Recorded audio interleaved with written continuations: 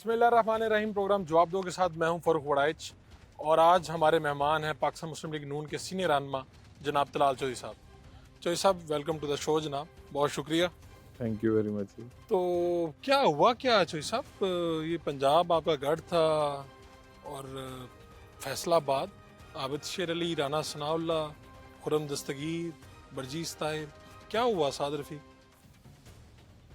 बिस्मिल्लाहिर्रहमानिर्रहीम। बड़ा साहब, मेरा ख्याल है कि हमारे जो लोग हैं उन्होंने ऐसे बयानियों को अहमियत दी है जो झूठ, फ्रेब और फिक्शन पर मबनी था, और पूरे सिलेक्शन में परफॉर्मेंस इशू ही नहीं रहा। ना किसी ने ये देखा है कि किसने क्या परफॉर्म किया था माजी में, और ना किसी ने ये देखा है कि कौन मुस्तकबिल में परफॉर्म कर सकता है। सो परफॉर्मेंस इशू ही नहीं था। इशू यहाँ बनाया गया क्या कहते हैं, हमदर्दी। इशू बनाया गया एक बहादुरी, और एक वो फिक्शन की तरह, या मेरा मतलब एक जो कहानी, वो उस तरह के बयानिए को लोगों ने अहमियत दी है। तो आप दूसरे अल्फाज में तो ये कह रहे हैं कि झूठ की और फिक्शन की जीत हुई है? बिल्कुल ऐसा हुआ।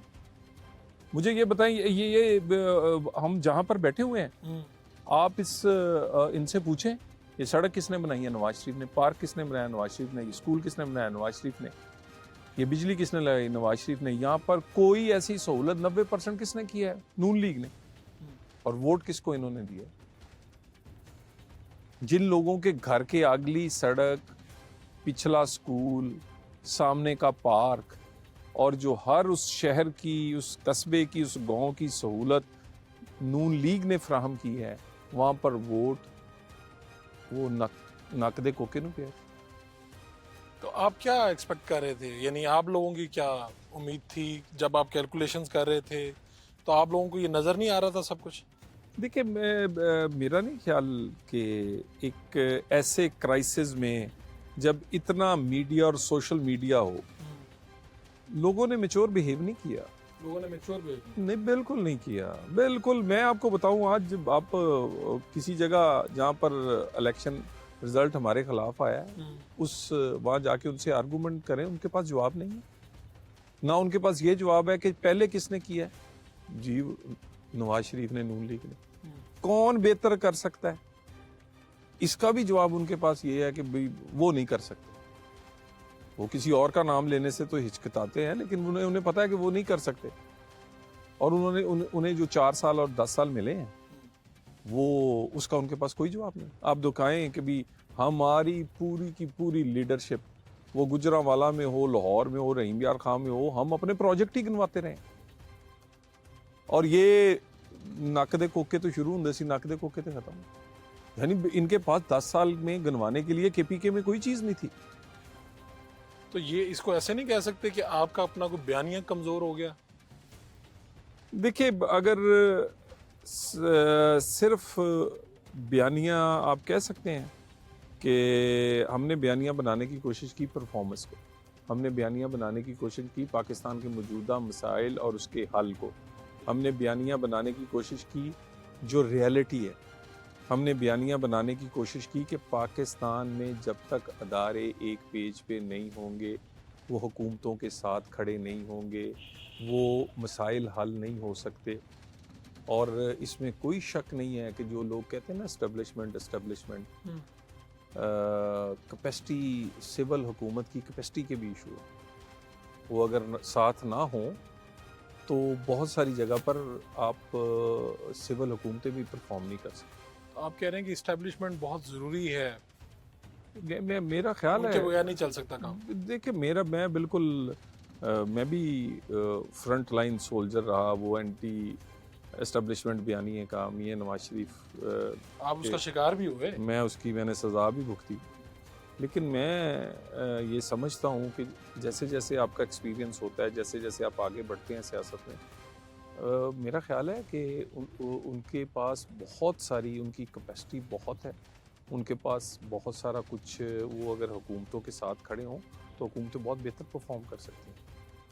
ठीक है, तो ये तो आप फिर बुनियाद बना रहे हैं आगे, क्योंकि आगे आपकी हुकूमत बन रही है, वज़ीर आज़म बन रहे हैं, तो शायद इस तरह की बात करने से आसानी रहेगी आपको आगे चलने में। नहीं, मैं ऐसी बात ये हकीकत है। आप कह रहे हैं ये हकीकत मुझे बाद में पता चली है। नहीं, मैं कह रहा हूँ ना जी कि भी आहिस्ता आहिस्ता आपका एक्सपीरियंस होता है और हमारी अदारों से हम नहीं टकराए थे, अदारे हमसे टकराए थे और जब अदारों ने टकराना छोड़ दिया है तो हम तो उसी तरह हम 90s में भी उनके साथ लेके चलते रहे, बल्कि इवन ये 2013 की हुकूमत में साथ लेके चलते रहे। उसके बावजूद धरने के बहुत सारे हकायक मंजर आम पर आने के बावजूद, सिर्फ इस कोशिश में कि ये पाकिस्तान ऐसे नहीं चल सकता। हमारे पास सादा अक्सरियत नहीं, अच्छी वाली अक्सरियत थी उस वक्त। अभी ये जो सीटें हमारे पास आई हैं, आपके पास, नून लीग के पास, और इस वक्त इंडिपेंडेंट सबसे आगे हैं, पीपल्स पार्टी और नून लीग के पास है, दोनों मिल के गवर्नमेंट बना सकते हैं। आपको नहीं लग रहा कि आप लोगों के साथ हाथ किया जा रहा है? आसिफ जरदारी साहब हुकूमत आपको कह रहे हैं जी वोट आपको देंगे, और दूसरी तरफ गेम ये है कि पाकिस्तान तहरीक इंसाफ के साथ वो राब्ते शुरू हो गए। ये आप इतने बेखबर कैसे हैं?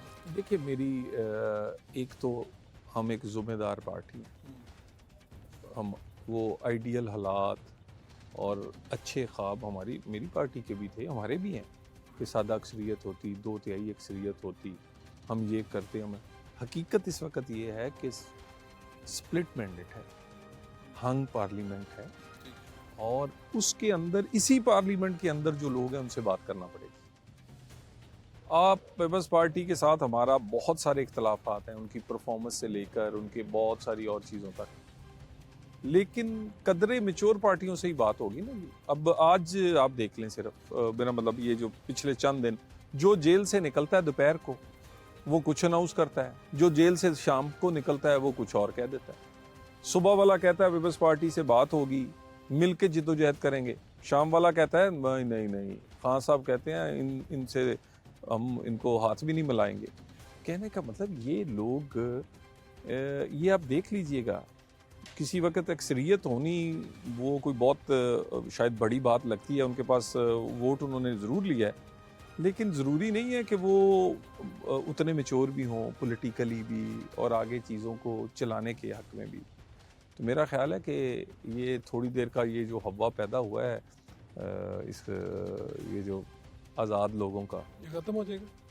ये मेरा ख़्याल है ये बबल जो है ना, ये छोटा सा रह जाएगा। तो इसका मतलब है कि आपको कहीं पे कोई गड़बड़ नज़र नहीं आ रही, पाकिस्तान पीपल्स पार्टी कुछ नहीं कर रही है आपके साथ? पाकिस्तान में स्टेबल हुकूमत के लिए सबसे पहले जिसके पास पंजाब हो और स्टेबल हुकूमत हो, उसकी हुकूमत को डिस्टेबलाइज करना इस पाकिस्तान की हकीकत में मुश्किल हो जाता है। हमारे पास एक सादा अक्सरियत पंजाब में है, पंजाब में हमें कोई डिक्टेट नहीं कर सका, पंजाब में हमारी मर्जी की वज़ीर आला आ रही हैं। हमारा ये स्ट्रॉन्ग होल्ड नहीं है, सिर्फ ये पाकिस्तान का 60% है, यहाँ से ही तहरीकें जन्म लेती हैं, यहाँ से ही डिस्टेबलाइज होना शुरू हो जाता है। देखिए, मैं समझता हूँ पंजाब की जीत के बाद वफाक की हुकूमत जो मिलना है ना, ये कोई बहुत बड़ी बात नहीं है। ठीक है, वो मौलाना थे आपके पीडीएम के सरबराह थे, वो कह रहे हैं नवाज शरीफ लाडला एस्टेब्लिशमेंट के हाथों आप जीत रहे हैं, और ये अब वो कहना शुरू कर दें जो आपकी तहरीक को लेके चल रहे थे, तो इसमें कुछ सच्चाई तो होगी फिर। देखिए, मेरा ख्याल है कि अगर हम हकीकत के करीब बात कर रहे हैं और उसको कोई अब वो लाडला हमें बना दे या ये बना दे कि ये पता नहीं बदल गए हैं, लेकिन बात ये है कि ये हमने हमारी जंग इतनी थी कि वो अदारे पीछे हो जाएं, हमारे साथ ज़्यादती ना करें, एक हद से वो अमल दखल ना करें, वो किसी को प्लस और माइनस ना करें। जब उन्होंने वो हो गए तो उसके बाद हमारी उनसे क्या लड़ाई है। और देखिए, एक हकीकत है, KPK में PTI ने मौलाना साहब और बाकी सबको हरा दिया, ये हकीकत है। ठीक, मैं उनकी एक बाई इलेक्शन था, आपको शायद याद हो, उनके एक उम्मीदवार खड़े थे जिनको लोग दूर दूर से सिर्फ देखने, ज़ियारत करने आया करते थे। लोग उन्हें कंधों पे उठाकर लेकर जाते उस्ताद थे वो। उस्ताद थे और वो बहुत पॉपुलर आदमी थे। लोग देखने आते थे, देखना सवाब समझते थे उस आदमी को, लेकिन वो भी हार गया। मैंने आपको बताया कि इस कौम का वोट देने का जो मजाज है वो बिल्कुल यकसर डिफरेंट है। ये जिनको देखना सवाब समझते हैं, जिनको ये समझते हैं कि ये बंदा परफॉर्म कर सकता है, उसकी बजाय वोट कई दफ़ा ये बिल्कुल दूसरी सब तरफ दे देते हैं, नक दे कोके दे देंगे ने। आपको इसका मतलब है ये नकदा कोका आपको भारी पड़ गया, आप आपके सारे बयानियां उलट दी हैं इसने। देखिए ये देखिए ना, मैं अगर यहाँ किसी गांव में इस गली मोहल्ले में आता हूँ, मैं इनके मसाइल की बात करूँगा कि आपको स्कूल चाहिए, हम बना के देंगे, आपको सड़क हमने बना के दी, आपका पार्क बना था, आपका फलां काम किया था। और वहाँ पर पूरे का पूरे लोग अट्रैक्ट अगर इस तरह के नक के कोके पे हो रहे हों, तो ये मेरा मतलब ये वो एलीट क्लास है और ये पाकिस्तानी है जो पाकिस्तान को में तब्दीली चाहते हैं, जिनको ये नहीं पता कि ठीक और गलत कौन है। कैबिनेट में कौन से लोग शामिल होंगे, अभी तलाल चौधरी साहब से पूछते हैं। एक शॉर्ट कमर्शियल ब्रेक।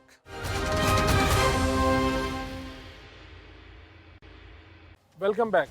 फैसलाबाद का जलसा कैसा रहा आखिरी नून लीग का?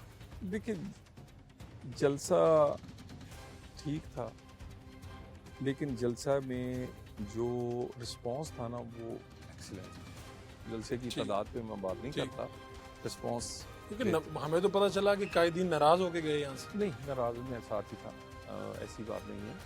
और जलसा आप उसके नंबर्स पे बात कर सकते हैं कि वो नंबर्स फैसलाबाद के मुताबिकत नहीं रखते थे या रखते हैं, या जो फैसलाबाद से रिस्पांस आता है लेकिन पहले। जो क्राउड का रिस्पांस था ना वो बड़ा जेन्युइन और ज़बरदस्त। तो आबिद शेर अली, राना सनाउल्लाह, ये आपसी इख्तलाफात ख़त्म हो गए थे कि उसके फिर भुगतना पड़ा आपको इलेक्शन के नताइज में?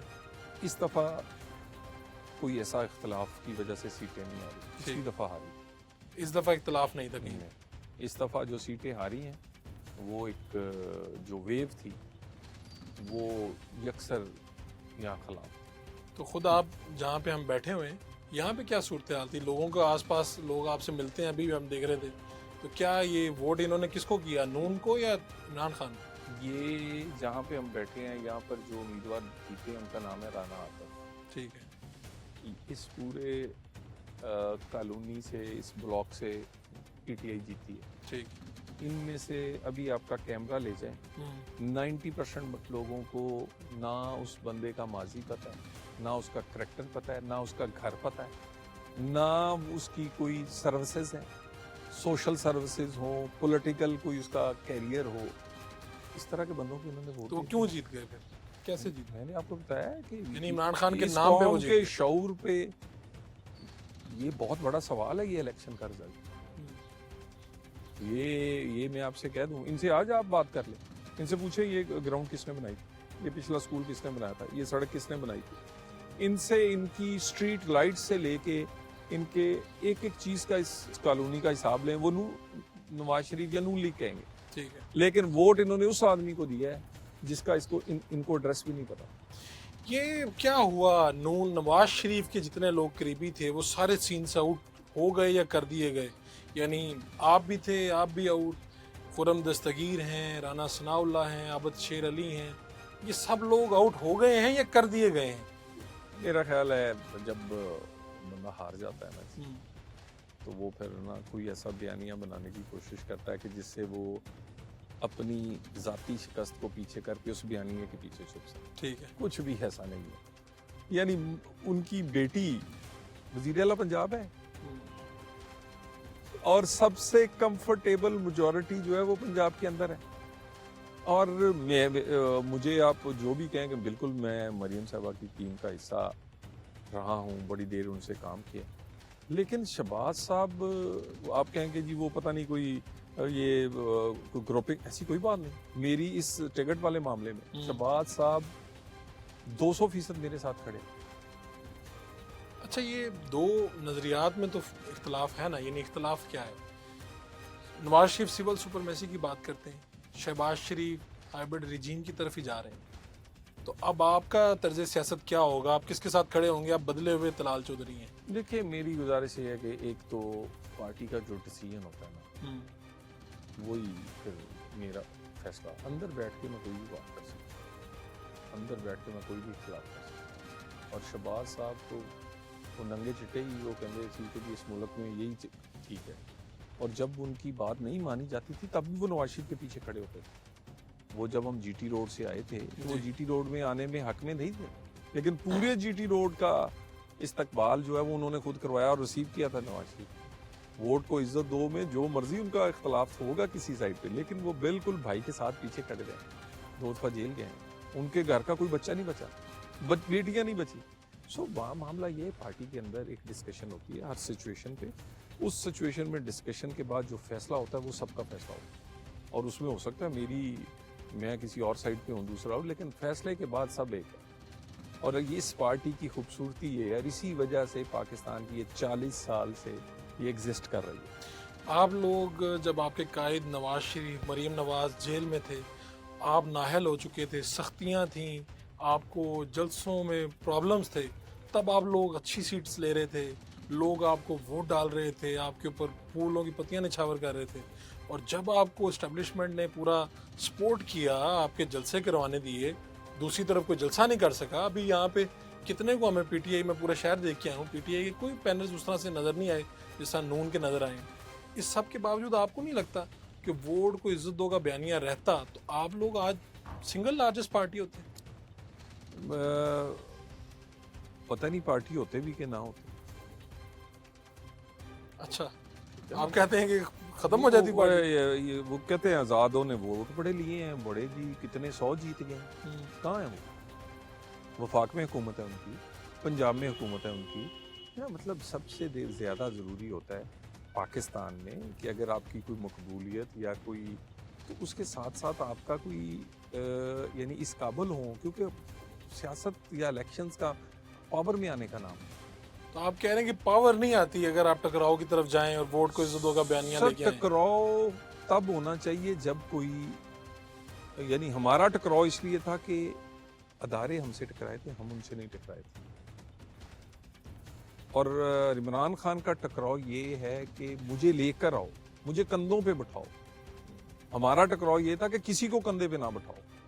इस मतलब बिठाया तो है आपको भी कंधों पे। देखिए, ये इसलिए आपको लग रहा है कि हमें बड़ी देर से क्या कहते हैं वो रौंदा हुआ, वो हम सिर्फ उठ के खड़े होके कपड़े कपड़े झाड़ के अपनी से, तो हमें लग रहा है कि लोगों को बड़ा मोहब्बत प्यार। मुझे ये बताइए कि ये लोग कहते हैं कि रिजल्ट बदले गए हैं, फैसलाबाद में क्यों नहीं बदल सकते? हो सकता है कि लीड का काफी फर्क पड़ गया हो। मैं कह रहा हूँ, यहाँ लोग कह रहे हैं जी कि लाख की लीड का फर्क आपने मिटा दिया, उससे तो कम है फैसलाबाद में भी। तो नवाज शरीफ साहब का भी वो मानसेरा वाला फैसला वापस हो रहा है। मैं कह रहा हूँ जी, अब बहुत सारी है ना, अब कई फैसलाबाद में हमारी नेशनल असेंबली की एक सीट है, उसमें 22-2300 का फर्क है, ठीक है जी। हमारी सूबाई असेंबली की 2-3 सीट्स हैं जिसमें 2,500-3 हज़ार का। तो आप कह रहे हैं फ्री एंड फेयर इलेक्शन हुआ। देखिए कदरे, इस पे नवाज नून लीग खुद कह रही है कि धांधली हुई, मरियम नवाज साहबा कह रही है केपी में हुई है धांधली, जमात इस्लामी, हक दो तहरीक, पीपल्स पार्टी, मौलाना फजल रहमान, वो पाकिस्तान में कोई पार्टी बची नहीं है जिसने ना कहा हो ये बल्कि मौलाना कहते हैं ये धांधला हुआ है यहाँ पे। आपको नहीं नजर आया ये? देखिए मामला ये, मैं तो कह रहा हूँ कि कदरे बेहतर इलेक्शन, कदरे बेहतर 2018 से बेहतर हैं या बुरे हैं? मेरा ख्याल है कि कंपैरिजन इस हद तक ठीक है कि अदारों ने उस वक्त जितना आगे बढ़ के किया था, इस दफ़ा अदारों ने इस तरह का कोई रोल प्ले नहीं किया। तो आप कहते हैं कि जो सीट्स आप लोग जीते हैं ये वाकईतन आप हकीकतन आप जीते हैं?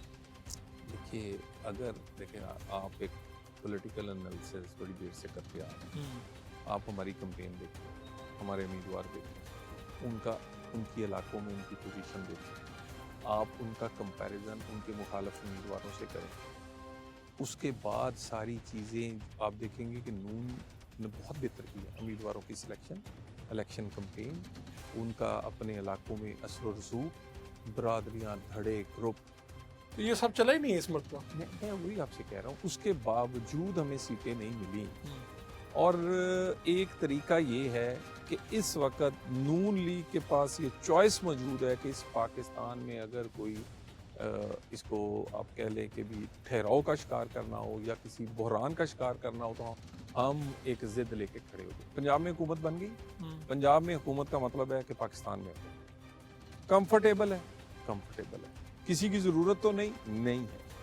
हम अगर आज कहें कि वफाक में हमने हुकूमत नहीं बनानी, तो ये पाकिस्तान तजवीज़ आई है कहीं? ये पाकिस्तान 4 से 6 हफ्ते के लिए भी ऐसे बहरान का मुकम्मल नहीं हो सकता। नहीं, लेकिन ये कहा गया कि अपोजिशन में बैठना चाहिए। मैं कह रहा हूँ कि ये हमारे लिए पॉलिटिकली तो हमें सूट करता है ना।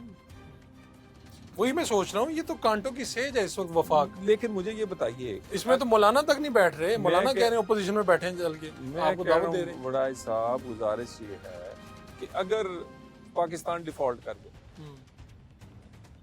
यानी ये हफ्तों में पाकिस्तान का ये जो इस वक्त किसी गरीब का चूल्हा चल रहा है या ये पाकिस्तान थोड़ा बहुत चल रहा है और आगे चलने की उम्मीद है, ये खत्म हो जाएंगी। तो इस हिसाब से, जिस हिसाब से आप चल रहे हैं और आप कुर्बानियां देने के लिए दोबारा से फिर सामने आ गए हैं, पहले भी कुर्बानियां आप कहते हैं कि कुर्बानियां दी हैं, इस हिसाब से तो अगले 5 साल बाद आपकी पार्टी कहीं पर नजर नहीं आएगी। पाकिस्तान में 5 साल बहुत लंबे होते हैं। पाकिस्तान में 5 साल लंबे होते हैं, बहुत। ठीक है। यहाँ पे घंटों में, दिनों में, हफ्तों में चीज़ें बदल जाती हैं। एक इवेंट जो है ना, वो यकसर पूरा सीन बदल देता है। और मुझे ये बताइए, पूछें ज़रा उनसे जिनकी हुकूमत नहीं बनी, इनको 5 साल 50 साल लगेंगे। और ये मैं आपको बता दूं, ये इन 5 सालों में एक हमारे पास एक ये भी तो एज है, हम परफॉर्म कर सकते हैं। परफॉर्मेंस को तो लोग वोट ही नहीं दे रहे। आपके हलकों में किसी ने पूछा कि उस्मान बुज़दार की परफॉर्मेंस बुरी थी, इस पे हम वोट देते हैं? मैं आप बिल्कुल आप ठीक कहते हैं। हाँ। लेकिन फिर भी अगर हम सरवाइव भी किए ना, तो इसी परफॉर्मेंस की बेस पे किए। अगर आज भी नवाज शरीफ का नाम जिंदा है या Nawaz Sharif as a leader उसे लोग मानते हैं, तो उसकी परफॉर्मेंस की वजह से मानते हैं। ये तो आप मान रहे हैं कि इस इलेक्शन में बड़े बड़े जो बुर्ज थे वो उलट गए। बिल्कुल ऐसे ही। और कई लोगों की सियासत जो है, आप मतलब इमरान खान की सियासत ख़त्म करने वाले थे, जहांगीर तरीन साहब इस्तीफ़ा दे के घर चले गए, सिराजुल हक साहब ने अपनी पार्टी की सदारत से इस्तीफ़ा दे दिया। इसी तरह कई वाक़यात हमारे सामने इस बात का क्रेडिट देते हैं कि इमरान खान ने जेल में बैठ के नवाज शरीफ साहब तक को माइनस कर दिया। मेरा ख्याल है नवाज शरीफ अगर खुद वजीर आज़म होते तो ये इतनी बड़ी खबर नहीं थी। अच्छा, जितनी बड़ी खबर उनकी बेटी के वजीर आला होने और उनके भाई के वजीर आज़म होने का। नवाज शरीफ वजीर आज़म होते तो पता नहीं था कि नून लीग की लीडरशिप की कंटिन्यूटी होती कि ना।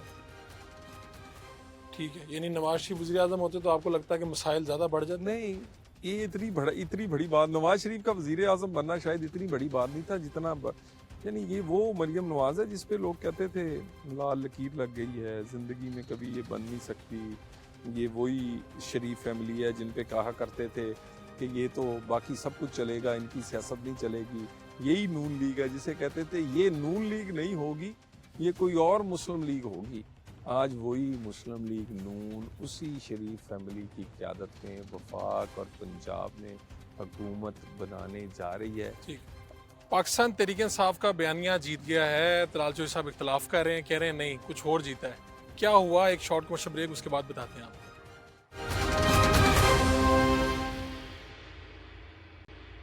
Welcome back.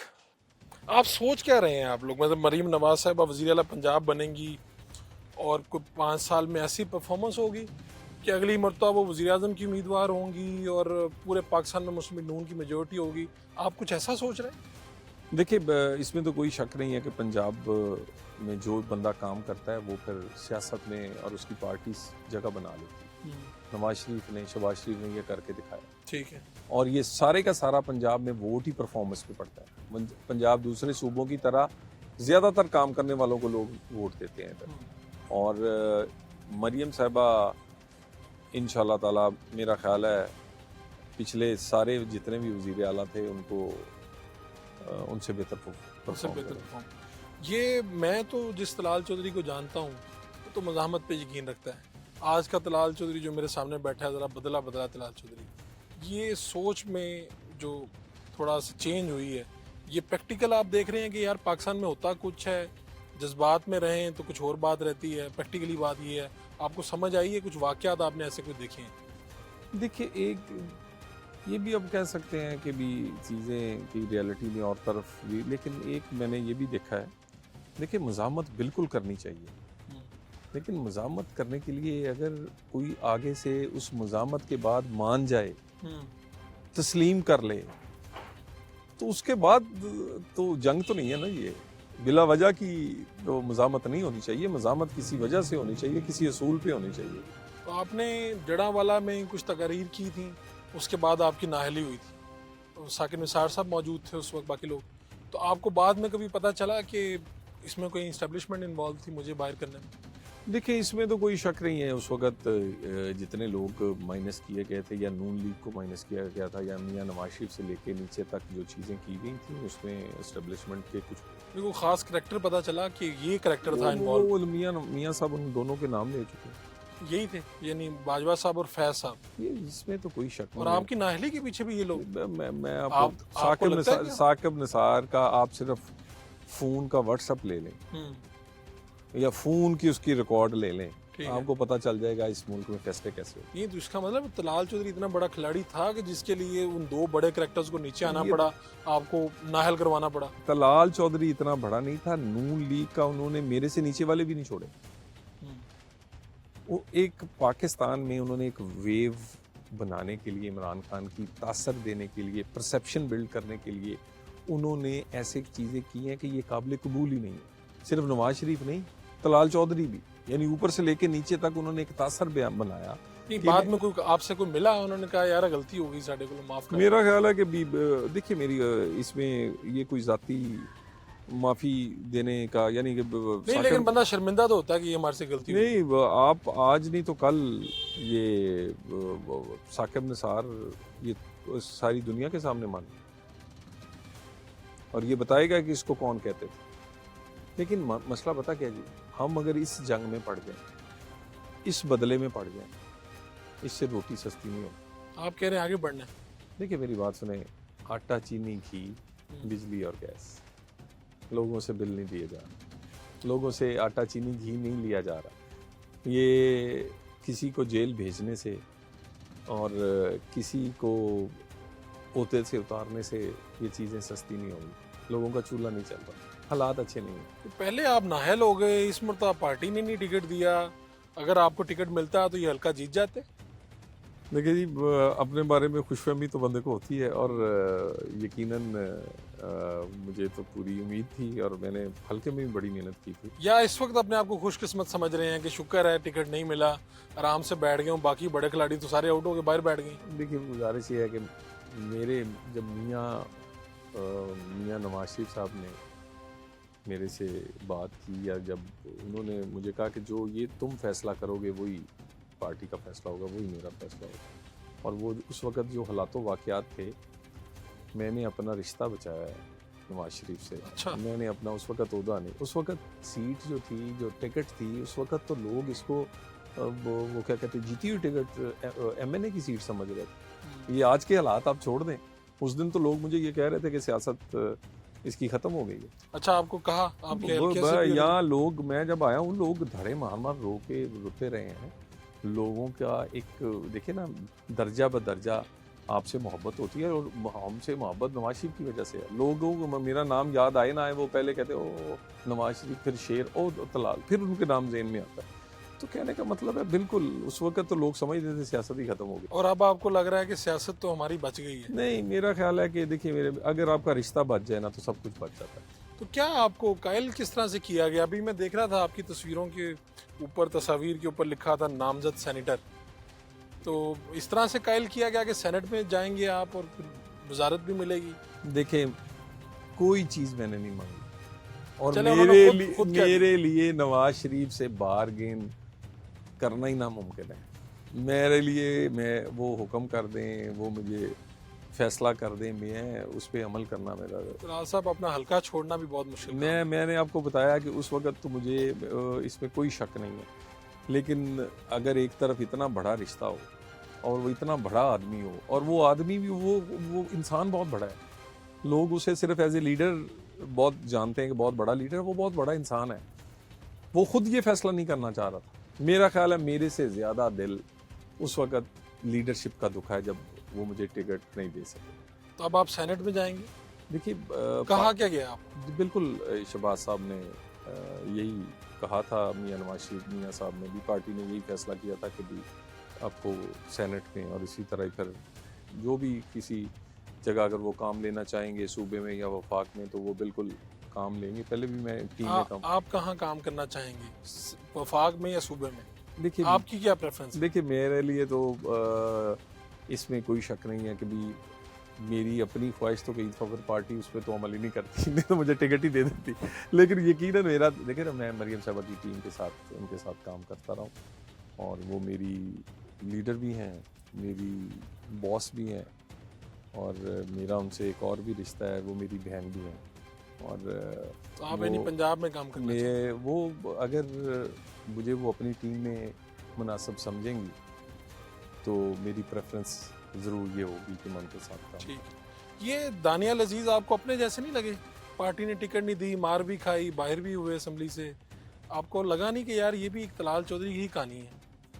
दानियाल अजीज साहब देखिए, एक तो वो 5 साल पहले से खामोश हो गए थे। जैसे ही नाहल हुए तो उसके बाद वो कभी, आपने देखा होगा किसी टॉक शो पे, किसी कम, हाँ जी, नहीं आए ही नहीं, बिल्कुल ठीक, आए नहीं।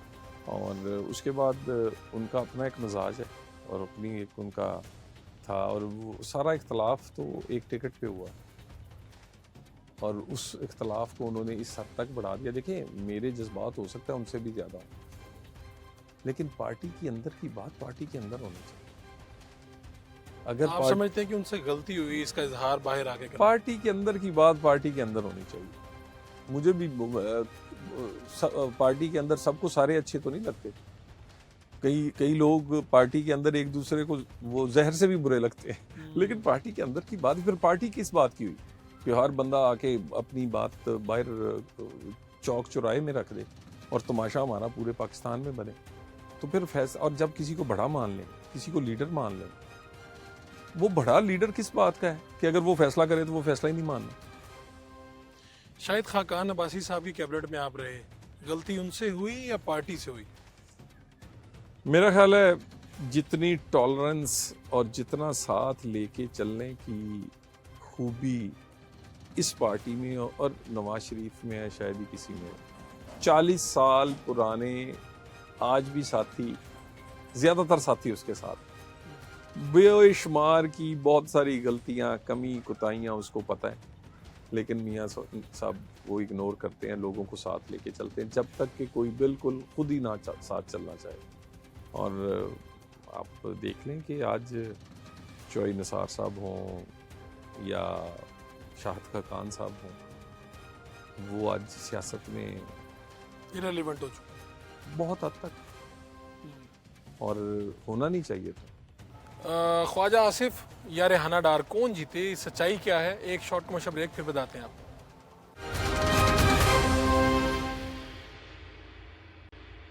Welcome back. ये वोट को इज्जत दो का मामला जब चल रहा था तो कौन जाके कन्विंस करके आया कि बाजवा साहब को वोट मिलना चाहिए, बाजवा साहब को दोबारा आना चाहिए, एक्सटेंशन होनी चाहिए? ये मियाँ साहब को कन्विंस करना बड़ा मुश्किल काम है। देखिए, आप जैसे बंदे को कन्विंस करना बड़ा मुश्किल काम है। देखिए गुजारिश ये है, आप इससे थोड़ा पीछे शुरू हो। परवेज मुशर्रफ पर कार्रवाई का आगाज करना था तो फैसला हुआ कार्रवाई करनी। ठीक, बहुत सारे लोग उस वक्त भी चाहते थे कार्रवाई नहीं करनी। परवेज मुशर्रफ को ECL से निकालना है कि नहीं निकालना, एक बहुत बड़ा मसला पैदा हुआ। कुछ निकालने और कई ना निकालने वाले थे। फिर एक फैसला हुआ, ठीक है, उसको फिर सब ने माना। फिर उसके बाद डॉन लीक्स हुआ, फिर एक रिजेक्टेड के बाद एक रिएक्शन आने वाला था, उस पर भी फैसला हुआ। लेकिन वो नवाज शरीफ का जो भी दिल था वो पार्टी का फैसला मानता रहा। फिर आगे जाके GT रोड और वोट को इज्जत दो का मामला हुआ। बहुत सारों की ख्वाहिश थी कि ये नहीं, GT रोड नहीं, मोटरवे होनी चाहिए, और वोट को इज्जत दो नहीं, खिदमत को इज्जत दो होनी चाहिए। लेकिन पार्टी में डिस्कशन हुई, पार्टी नवाज शरीफ के जो दिल की बात थी या उस वक्त पार्टी ने मानी, पार्टी साथ।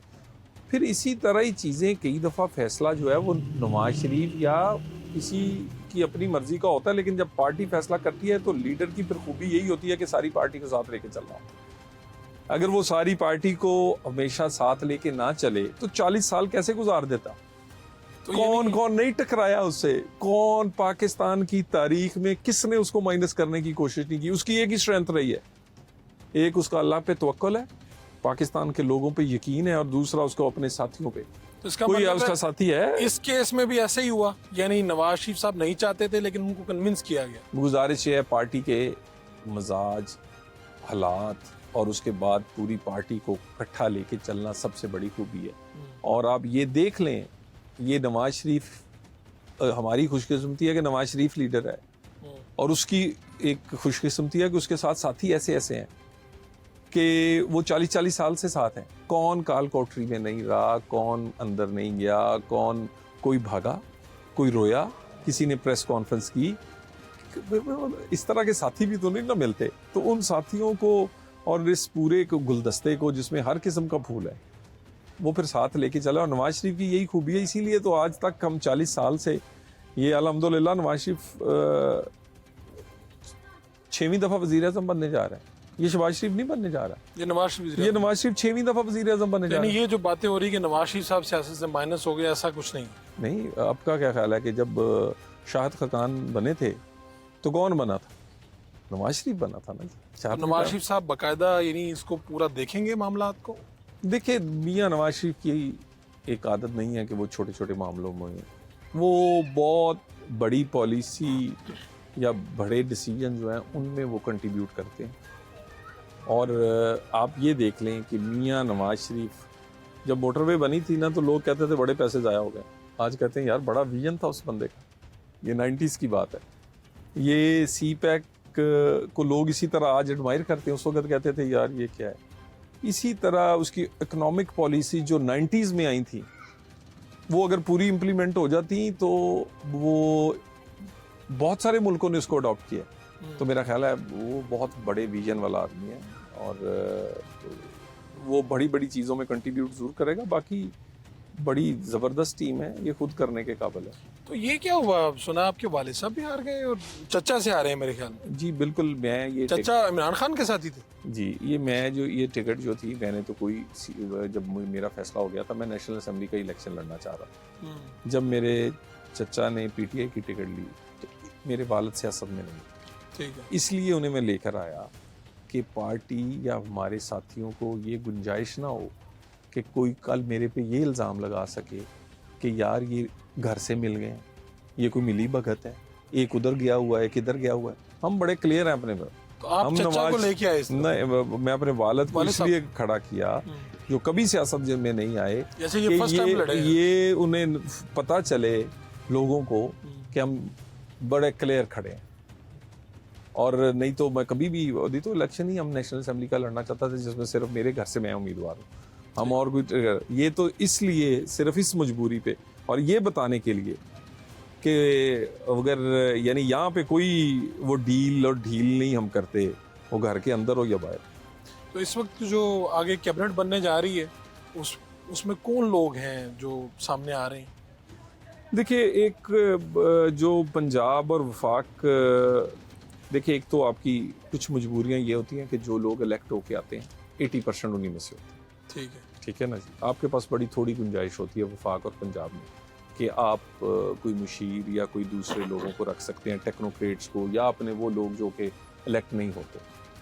तो लेकिन जो पंजाब है, मेरा ख्याल है इसमें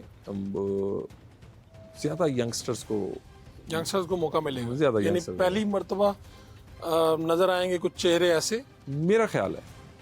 क्योंकि एक पूरी वो चेंज ऑफ जनरेशन है।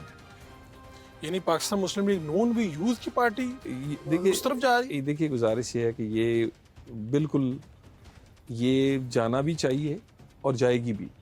मरियम साहबा आउट ऑफ बॉक्स सोचने की उनकी आदत है। जब हम भी उनके साथ काम करते थे, मुझे याद है ये जब हेल्थ कार्ड वाला मसला है तो जिन लोगों के साथ मशवरा हुआ, उन्होंने कहा भाई 4 दफ़ा इंडिया में नाकाम हो गया, बांग्लादेश में नाकाम हुआ है, ये फलाने मुल्क में नाकाम हुआ है, ये फलाने मुल्क ने किया था, 2 दर्जन ममालिक की वहाँ की, ये तो चल ही नहीं सकता, हम कैसे चलाएंगे, हमारे पास तो ऐसे कोई इदारे ही नहीं है।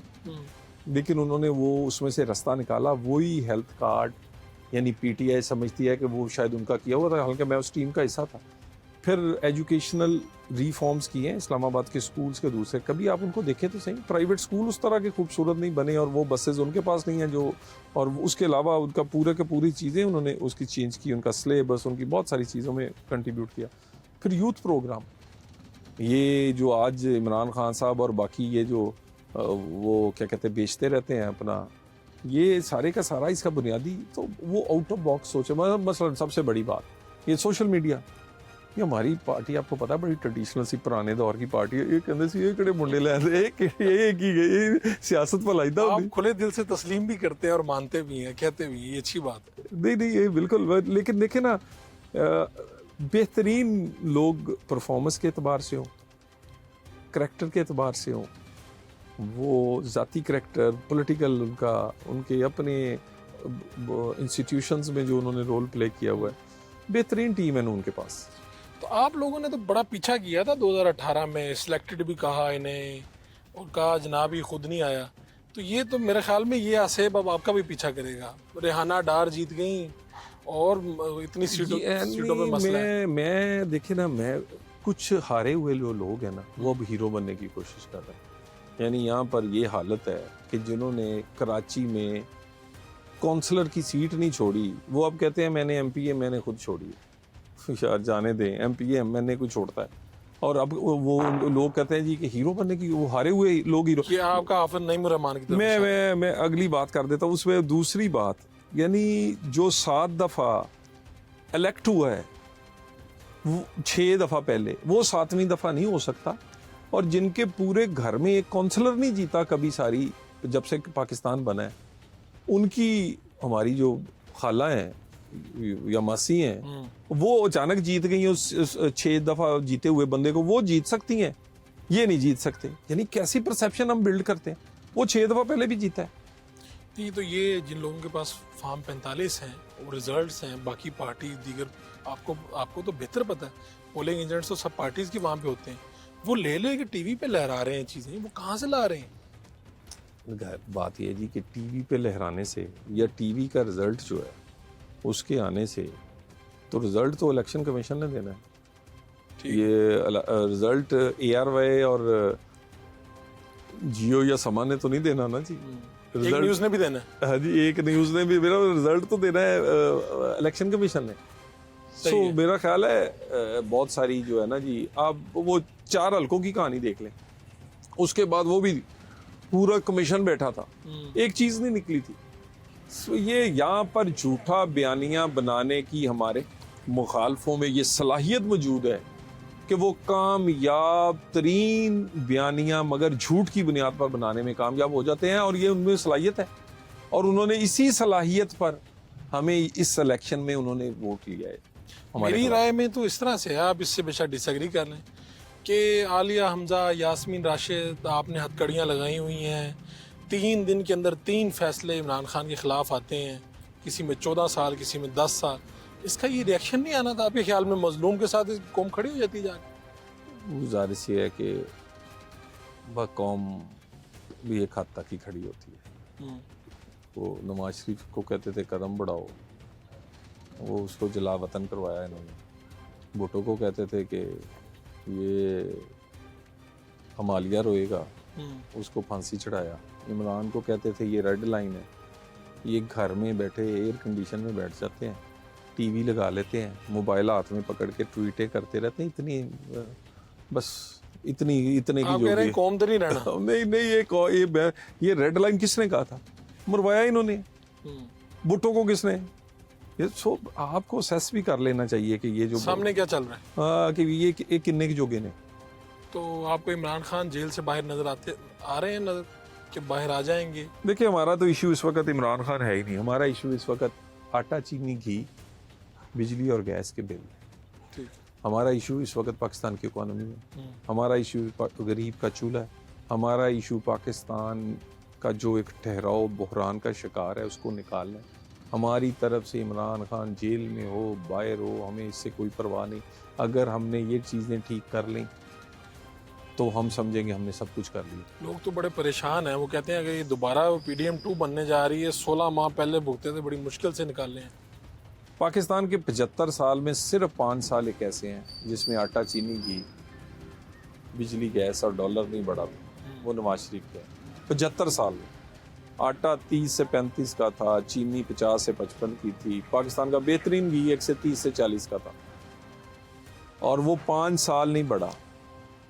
और हम में ये सलाहियत मौजूद है, करने की कोशिश करेंगे, अल्लाह पे तवक्कल है, पूरी टक्कर मारेंगे, और सलाहियत भी इसी टीम में सबसे बेहतर। ठीक है जी, आपका बहुत बहुत शुक्रिया जनाब तलाल चौधरी साहब, आपने वक्त दिया। तलाल चौधरी साहब की आपने गुफ्तगू सुनी, ये समझते हैं कि आवाम ने सही फैसला नहीं किया जो इस वक्त इंडिपेंडेंट जीते हैं, और आगे ये कह रहे हैं कि 5 साल में सब कुछ बदलने वाला है, हालात ऐसे नहीं होंगे जैसे अब हैं। अपने मेज़बान फ़ारूक वड़ाइच को इजाज़त दीजिए, अल्लाह ने के बाद।